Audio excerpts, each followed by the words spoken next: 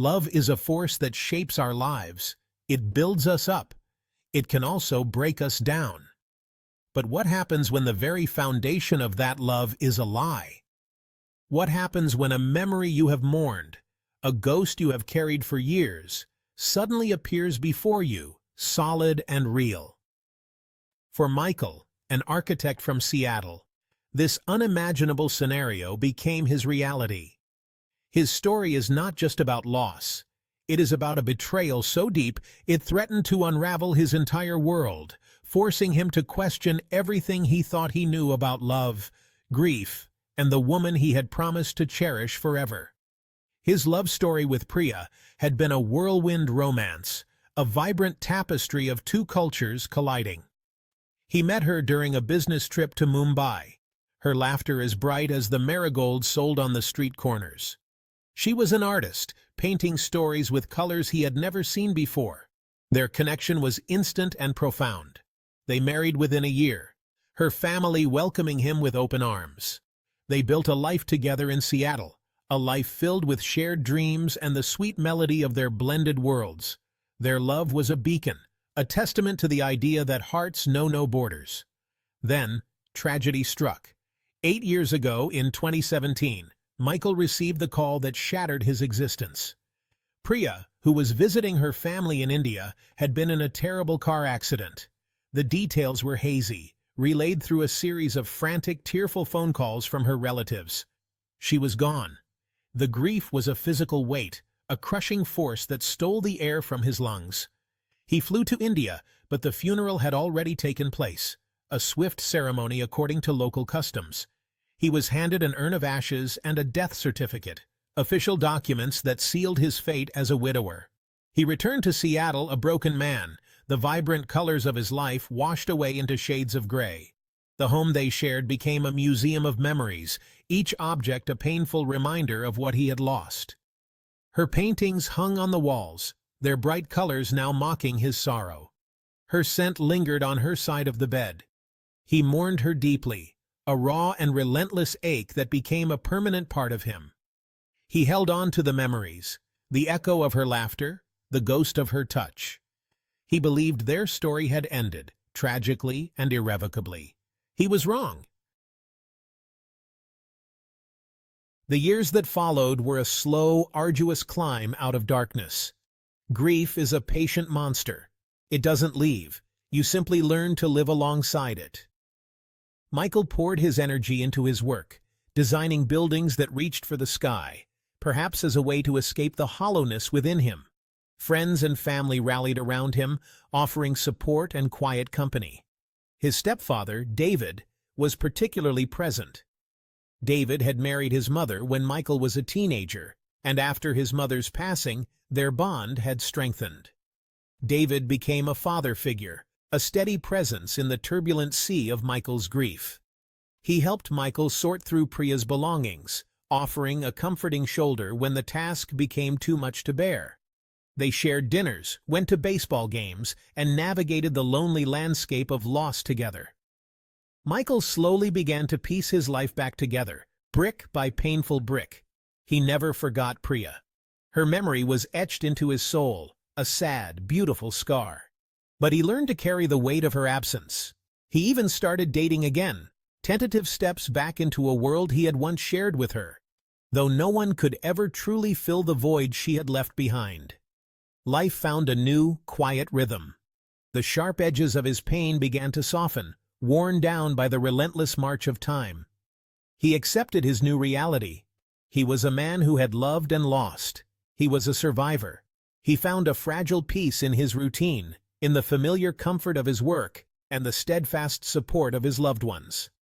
The ghost of Priya was no longer a haunting presence but a gentle memory, a reminder of a love that had once been his.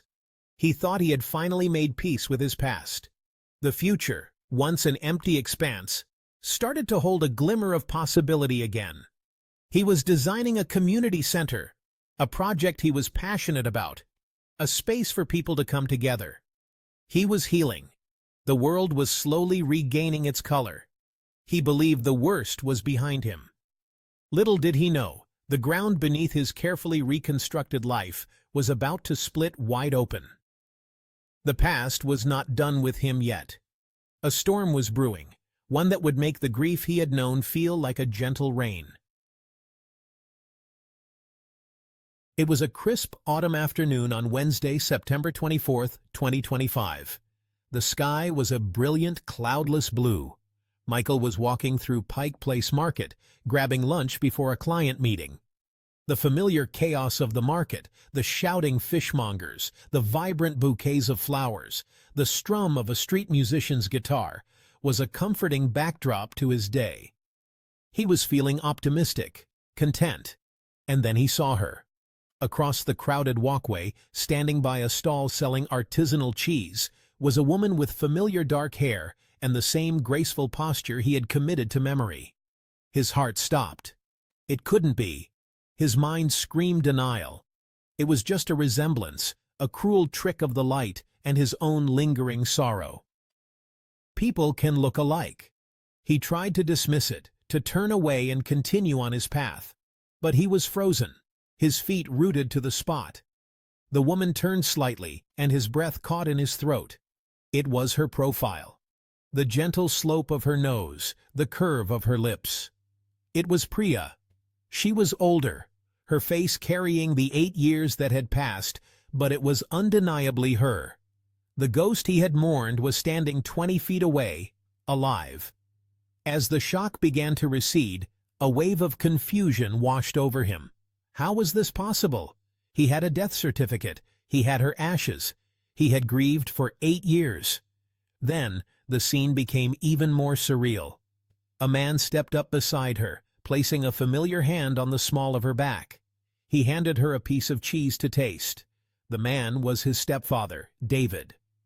They laughed together, an easy, intimate laugh that spoke of shared moments and deep affection. The sight was a dagger to Michael's heart, twisting the confusion into a searing, blinding rage. The world around him dissolved into a muffled roar. The sounds of the market faded. The faces in the crowd blurred into an indistinct mass. All he could see was the two of them, his dead wife and his trusted stepfather, sharing a moment of domestic bliss. It was a scene from a nightmare, a grotesque distortion of his reality. Betrayal, cold and sharp, pierced through the shock. This wasn't just a miracle, it was a deception, a lie of unimaginable cruelty. And the two people he had trusted most in his grief were at the center of it. Blinded by a torrent of conflicting emotions, Michael stumbled away from the market. His mind was just, a chaotic storm of questions. He drove home in a daze, the city lights blurring through his tears. The carefully built walls of his life were, crumbling around him. That night, he confronted David. He waited for his stepfather to return home, his heart pounding a furious rhythm against his ribs. When David walked through the door, smiling and unsuspecting, Michael didn't waste a moment. "I saw you today," he said, his voice trembling with barely controlled fury. "At the market, with Priya." The color drained from David's face. The cheerful facade shattered, replaced by a mask of guilt and fear. The silence that followed was heavy, suffocating. There was no denial, only the quiet, damning confirmation of his betrayal. The story that unraveled was, honestly, more twisted than Michael could have ever imagined. Priya had not died. The accident was a fabrication, a complex lie orchestrated by her and David. She had wanted to leave the marriage, overwhelmed by life in a new country and feeling disconnected from her own ambitions. She hadn't known how to tell him. David, it turned out, had been in love with her for years. He had been her confidant, listening to her struggles and unhappiness. He saw an opportunity. He helped her stage her death, creating a clean break. He handled the forged documents, the false reports from family in India, and the fake ashes. He had played the part of the grieving supporter, all while hiding the woman Michael mourned. They had been living together, building a life on the foundation of Michael's sorrow for nearly 6 years, just a few towns over. The confession hit Michael like a physical blow. Every memory of the past 8 years was suddenly tainted.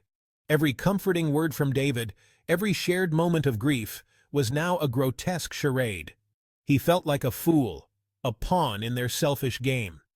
The grief he had carried for Priya was real, but it had been for a lie. The anger was a white-hot inferno, but beneath it was a profound, bottomless sadness. The woman he loved hadn't just died, she had erased him, and the man he saw as a father had been the architect of his pain. In the aftermath of the revelation, Michael felt utterly lost. The emotional turmoil was immense. He cut off all contact with David and made no attempt to see Priya. What was there to say? The love he had for her was for a person who, in many ways, no longer existed. The betrayal was too deep, the deception too monstrous to bridge. He sought therapy, needing a guide to help him navigate the labyrinth of his shattered emotions. He had to mourn his marriage all over again, but this time he was not mourning a death, but the death of a truth he had built his life upon. The healing process was not linear. Some days were filled with rage, others with a deep, hollow sadness. He had to learn to separate the love he once felt from the lie he now knew. He had to forgive himself for believing the deception, for being so thoroughly manipulated by two people he trusted implicitly. It was a journey of untangling every memory, every emotion, and inspecting it under the harsh light of this new reality. He had to find a way to let go not of a ghost, but of a living woman who had chosen to become one to him. Slowly, very slowly, Michael began to find his footing again. He learned that some wounds never fully disappear, but you can learn to live with the scars. He found strength in his own resilience, in the realization that his capacity for love and trust had not been destroyed, only deeply wounded. He focused on the relationships that were true, his friends who stood by him, offering unwavering support without judgment. He discovered that the foundation of his life was not his marriage or his stepfather, but his own character and his ability to endure. Love, he realized, can be a source of immense pain, but it is also the source of our greatest strength. His story is a chilling reminder of the depths of human deception, but it is also a powerful testament to the resilience of the human spirit. Michael's heart was broken, but it was not shattered beyond repair. He is rebuilding his life once more, not on ashes or lies, but on a newfound understanding of himself. He carries the hope that one day he can trust again, love again, and find a peace that is truly his own.